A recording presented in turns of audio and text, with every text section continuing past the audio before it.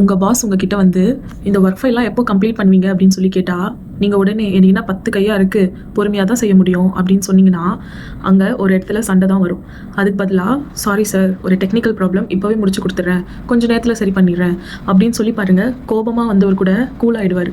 அதே மாதிரி வீட்டுக்கு போயிட்டு என்ன இன்னைக்கு கூட கரெக்ட் டைமுக்கு சாப்பாடு போட மாட்டியா அப்படின்னு சொல்லி உங்கள் ஒய்ஃப் கிட்ட கேட்காம, என்னம்மா உடம்புக்கு முடியலையா, நான் வேணா கொஞ்சம் கூட ஹெல்ப் பண்ணட்டுமா அப்படின்னு சொல்லி பாருங்கள். அன்றைக்கி நைட்டு உங்கள் வீட்டில் கறி குழம்பு தான்.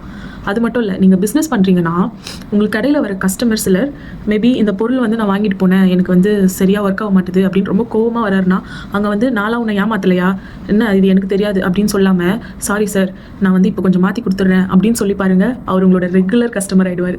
ஸோ இது எதுக்கு சொல்ல வரேன்னா, பைபிளில் ஒரு வசனம் இருக்குது, மெதுவான உத்திரம் உக்கிரத்தையே மாற்றிடும், ஆனால் கடுமையான சொற்களோ கோபத்தை எழுப்பும். நீதிமொழிகள் 15:1 இந்த வசனம் இருக்குது. ஸோ அதுக்காக தான் இந்த எக்ஸாம்பிள்லாம் உங்களுக்கு சொன்னேன்.